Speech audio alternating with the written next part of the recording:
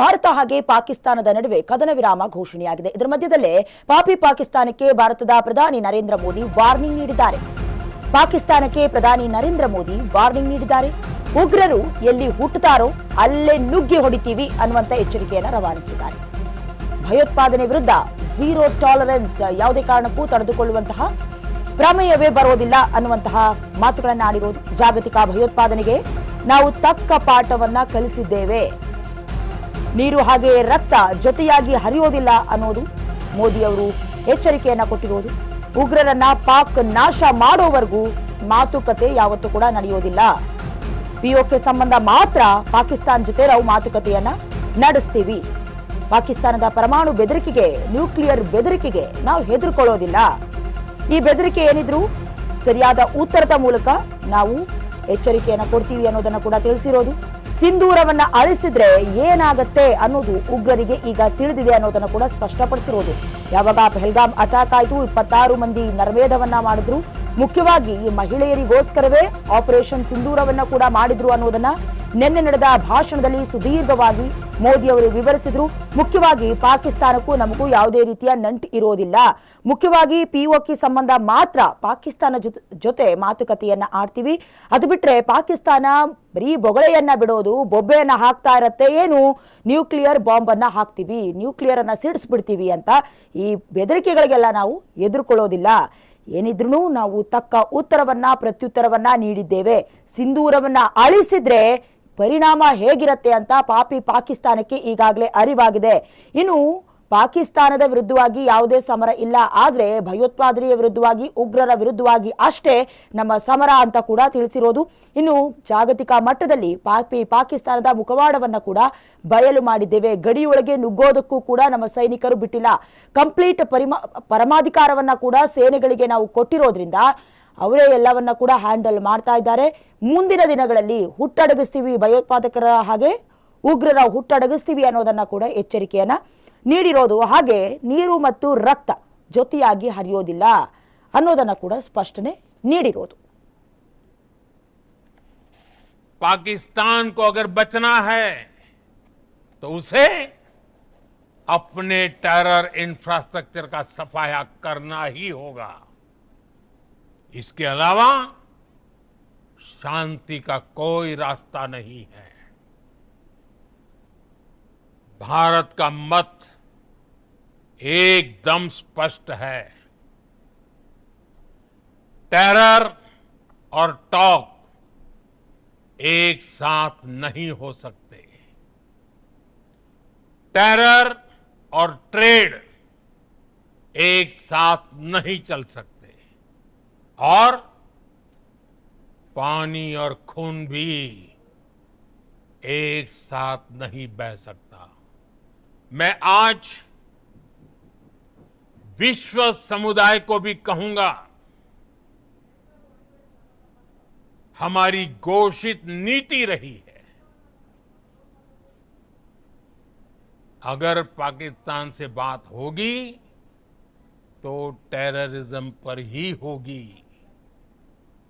अगर पाकिस्तान से बात होगी तो पाक ऑक्युपाइड कश्मीर, पीओके, उस पर ही होगी.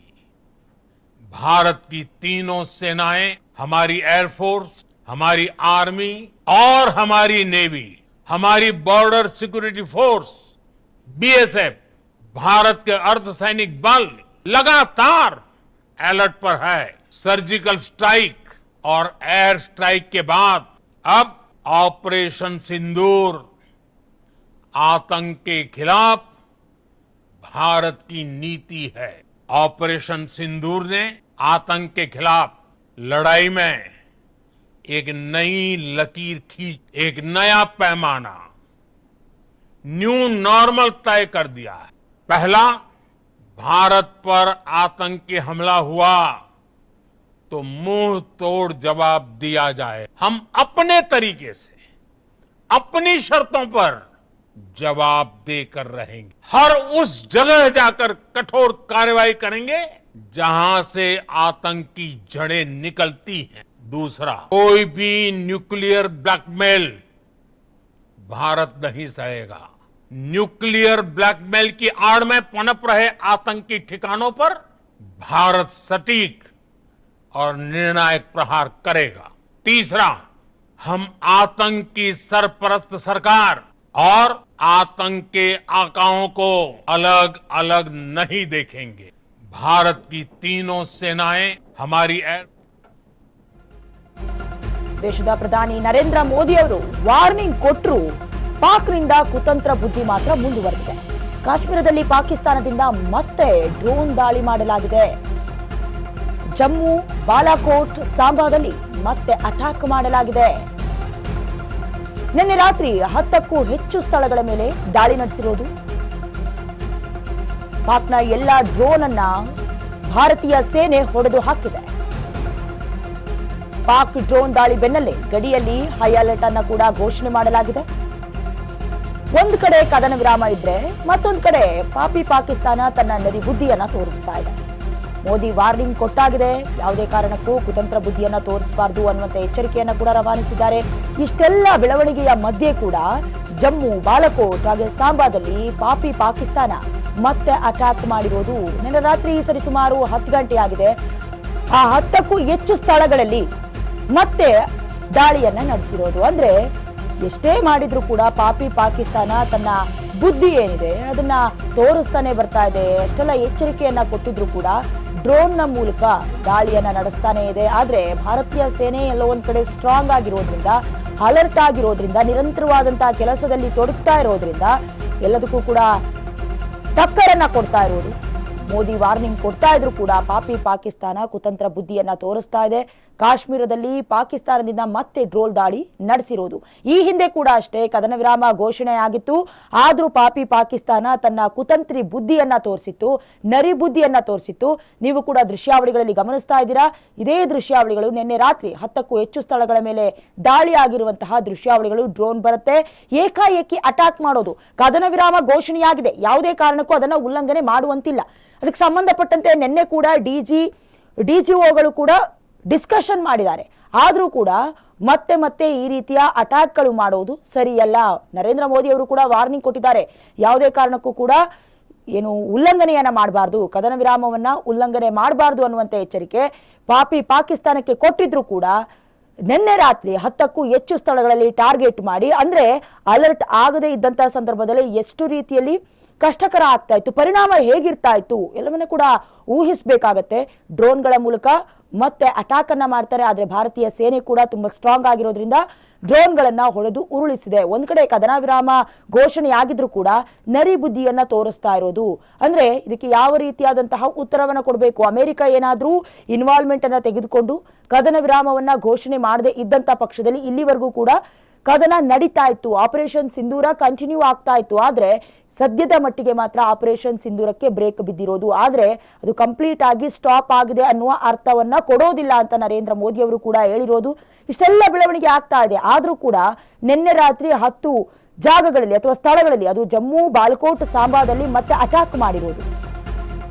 ಪಾಕ್ ಡ್ರೋನ್ ದಾಳಿ ಬೆನ್ನಲ್ಲೇ ಗಡಿಯಲ್ಲಿ ಅಲರ್ಟ್ ಅನ್ನ ಕೂಡ ಘೋಷಣೆ ಮಾಡಲಾಗಿದೆ. ಎಲ್ಲಾ ರೀತಿಯ ವಿಮಾನಗಳ ಹಾರಾಟವನ್ನ ಕೂಡ ನಿರ್ಬಂಧಿಸಲಾಗಿದೆ. ಜಮ್ಮು, ಶ್ರೀನಗರ, ಚಂಡೀಗಢ, ಡೆಹ್ರಾಡೂನ್ ಸೇರಿದಂತೆ ಕೆಲವೊಂದಷ್ಟು ವಿಮಾನಗಳನ್ನ ಸ್ಥಗಿತಗೊಳಿಸಲಾಗಿದೆ. ಇವನ್ನ ಅಮೃತಸರದಲ್ಲೂ ಕೂಡ ವಿಮಾನ ಸಂಚಾರ ಬಂದ್ ಮಾಡಲಾಗಿದೆ. ಮುನ್ನೆಚ್ಚರಿಕೆ ಕ್ರಮವಾಗಿ ವಿಮಾನ ಹಾರಾಟ ಕ್ಲೋಸ್ ಮಾಡಲಾಗಿರುವುದು. ಗಡಿ ರಾಜ್ಯಗಳ ವಿಮಾನ ನಿಲ್ದಾಣದಲ್ಲಿ ಬಿಗಿ ಭದ್ರತೆಯನ್ನ ಕೂಡ ಕೈಗೊಳ್ಳಲಾಗಿದೆ. ಪಾಕ್ ಡ್ರೋನ್ ದಾಳಿ ಬೆನ್ನಲ್ಲೇ ಗಡಿಯಲ್ಲಿ ಅಲರ್ಟ್ ಅನ್ನ ಘೋಷಣೆ ಮಾಡಿರೋದು. ಮುಖ್ಯವಾಗಿ ಈ ಹಿಂದೆ ಕೂಡ ಕೆಲವೊಂದಷ್ಟು ವಿಮಾನ ಹಾರಾಟದಲ್ಲಿ ಸ್ಥಗಿತ ಮಾಡಲಾಗಿತ್ತು.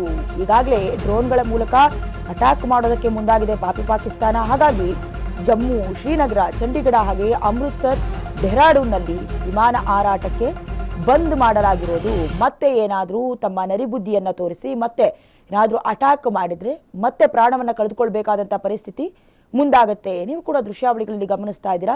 ಎಲ್ಲ ಸಂಚಾರವೂ ಕೂಡ ಬಂದಾಗಿದೆ. ಹೈ ಅಲರ್ಟ್ ಅನ್ನ ಘೋಷಣೆ ಮಾಡಲಾಗಿದೆ. ಸೈನಿಕರು ಕೂಡ ಹದ್ದಿನ ಕಣ್ಣಿನ ಮೂಲಕ ಕಾಯ್ತಾ ಇದ್ದಾರೆ ಗಡಿ ಭಾಗದಲ್ಲಿ. ಇನ್ನು ಮೋದಿ ಕೂಡ ನಿನ್ನೆ ಭಾಷಣವನ್ನ ಮಾಡ್ತಾರೆ.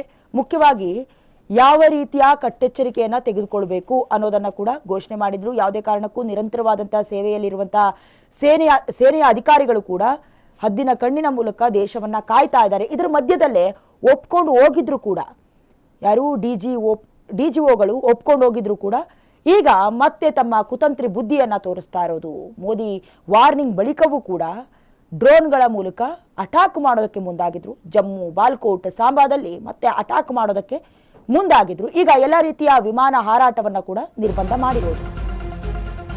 ಗಡಿಯಲ್ಲಿ ನಿಮ್ಮಿಂದ ಗುಂಡಿನ ದಾಳಿ ನಡೆದ್ರೆ ಹುಷಾರ್ ಅನ್ನುವಂತ ಎಚ್ಚರಿಕೆಯನ್ನ ರವಾನಿಸಿದ್ದಾರೆ. ಡಿಜಿಎಂಒ ಸಭೆಯಲ್ಲಿ ಪಾಕಿಸ್ತಾನಕ್ಕೆ ಭಾರತದಿಂದ ವಾರ್ನಿಂಗ್ ರವಾನೆ ಆಗಿರುವುದು. ಗಡಿಯಿಂದ ಸೇನೆ ವಾಪಸ್ ಕರೆಸಿಕೊಳ್ಳೋದಕ್ಕೂ ಕೂಡ ತೀರ್ಮಾನ ಕೈಗೊಂಡಿದ್ದಾರೆ. ಭಾರತ ಹಾಗೆ ಪಾಕಿಸ್ತಾನ ಡಿಜಿಎಂಒ ಅಧಿಕಾರಿಗಳ ಒಪ್ಪಿಗೆ ಕೂಡ ಸಿಕ್ಕಿದೆ ಈ ವಿಚಾರಕ್ಕೆ. ಎರಡು ಕಡೆಯವರು ಒಂದೇ ಒಂದು ಗುಂಡನ್ನ ಕೂಡ ಹಾರಿಸಬಾರದು, ಪರಸ್ಪರ ಆಕ್ರಮಣಕಾರಿ ಕ್ರಮಗಳನ್ನ ಕೂಡ ಕೈಗೊಳ್ಳಬಾರದು ಅಂತ ಕೂಡ ಸುದ್ದಿಗೋಷ್ಠಿಯಲ್ಲಿ ವಿಚಾರವನ್ನ ವಿನಿಮಯ ಮಾಡಿಕೊಂಡಿದ್ರು. ಉಗ್ರರ ಸಂಹಾರ ಸೇರಿ ಹಲವು ವಿಚಾರಗಳ ಬಗ್ಗೆ ಕೂಡ ಚರ್ಚೆ ನಡೆದಿತ್ತು. ಭಾರತದ ಲೆಫ್ಟಿನೆಂಟ್ ಜನರಲ್ ರಾಜೀವ್ ಘಾಯ್ ಹಾಗೆ ಪಾಕಿಸ್ತಾನದ DGMO major general Kashif Abdullah ಮಾತುಕತೆಯನ್ನ ನಡೆಸಿದ್ರು. ಹಾಟ್ಲೈನ್ ಮೀಟಿಂಗ್ನಲ್ಲಿ ಮಹತ್ವದ ಮಾತುಕತೆನೇ ನಡೆದಿತ್ತು. ಗಡಿಯಲ್ಲಿ ನಿಮ್ಮಿಂದ ಗುಂಡಿನ ದಾಳಿ ನಡೆದ್ರೆ ನಾವು ಎಚ್ಚರಿಕೆಯ ಹೆಜ್ಜೆಯನ್ನ ಇಡಬೇಕಾಗತ್ತೆ. ಇದು ನಿನ್ನೆ ನಡೆದಂತಹ ಮಹತ್ವದ ಹೈವೋಲ್ಟೇಜ್ ಸುದ್ದಿಗೋಷ್ಠಿಯಲ್ಲಿ ಮಾತುಗಳಾಗಿತ್ತು, ಮಾತುಕತೆ ಆಗಿತ್ತು. ಒಪ್ಕೊಂಡಿದ್ರು ಕೂಡ ಪಾಕಿಸ್ತಾನದವರು. ಡಿಜಿಎಂಒ ಸುದ್ದಿಗೋಷ್ಠಿ ನಡೆಯುತ್ತೆ, ಸಾಕ್ಷ್ಯ ಚಿತ್ರಗಳನ್ನ ತೋರಿಸ್ತಾರೆ. ಅಂದ್ರೆ ಉಗ್ರರ ಮೇಲೆ ಮಾತ್ರ ನಮ್ಮ ಶಪಥ, ನಮ್ಮ ಪ್ರತಿಕಾರ. ಯಾವುದೇ ಕಾರಣಕ್ಕೂ ಕೂಡ ಪಾಕಿಸ್ತಾನದ ನಾಗರಿಕರ ಮೇಲೆ ನಮ್ಮ ಶಪಥ ಇಲ್ಲ.